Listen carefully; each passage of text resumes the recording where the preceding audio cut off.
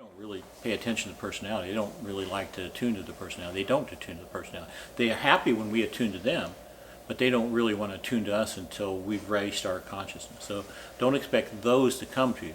The ones that come to us are our archangels, the guardian angels, and these four other ones that represent the orders. When you say the archangels and the archangels of the elements, do you mean the same? Those are the same, yes. Thank you. They work in our bodies. The orders, so archangels and Michaels, they work in our bodies. They work in the plants. They work in the animals. That's their job. Our personality is not their job. The guardian angel's job is to care for the personality. And of course the guardian angel is in at one, not just attunement, but at one with us. And this is why you heard Dasko say he's ego-fied with us. Well, what's that mean?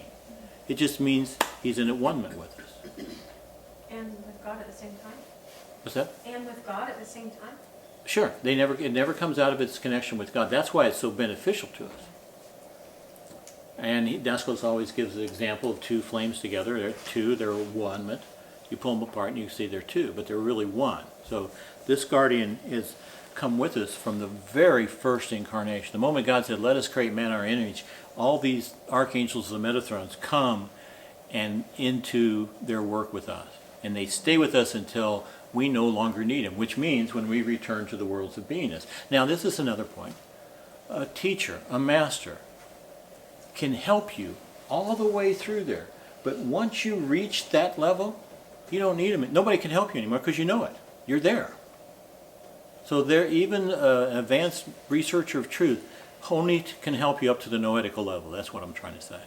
Beyond that, you know it. You don't need any help. And your guardian, you don't need the guardian anymore because you've made it. So it returns back. I mean, it doesn't totally return back because you return back to the worlds of existence. It still helps you. But you don't need its help like you do before you get self-realized. And the beautiful thing is he's at one without us without being affected by our weaknesses. Just like if you hold a mirror up to a piece of rotten garbage, the mirror isn't badly affected by reflecting the garbage.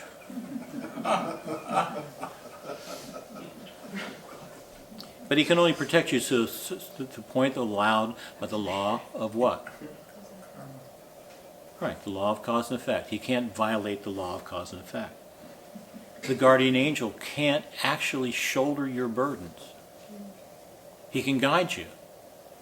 He can advise you, but he can't lift your karma.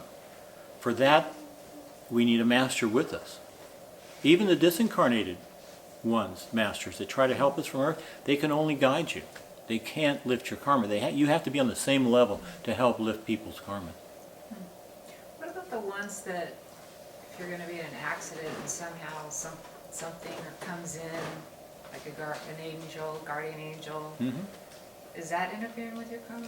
Absolutely. He wouldn't do it if it was. He's incapable of interfering with your karma, which means you have the karma to be protected. Maybe you've got the karma to have the accident, but you've done some good too, so now you have the karma to be protected from that.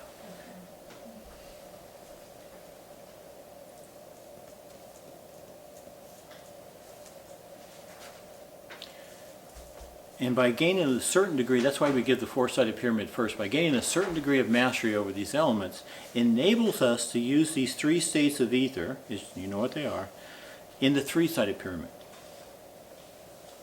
Again, it's constructed from a three-sided triangle, or a three-sided, three-pointed star, extended to the higher dimensions. So the four-sided pyramid, as you saw last night, is much bigger than the three-sided pyramid. We've talked about, Aki said, done quite a good job talking about the characteristics of the three-sided pyramid, what each side represents. But it takes a lot of practice with these symbols. And your practice is accelerated and strengthened by doing it at the same time every day in the same location. That just builds an ally elemental that helps you. So, I mean, it's okay to go meditate wherever you want, but if you do it in the same place, the same time every day, it just becomes really powerful. So, as we say, the most important thing, and the most representative thing that we're getting these teachings is that we're applying these in our life, and we're making a better help to ourselves and those around us. That's the biggest touchstone of you're having success in these teachings. And there really isn't any other way, a better way to say that. And if you look back on your life, look back 10 years ago, 20 years ago, 30 years ago. You should be able, if you're making progress here, you should be able to see the real difference between you. I didn't care much for people before, but now I'm starting to really love them. I really feel good when I try to help someone rather than helping myself.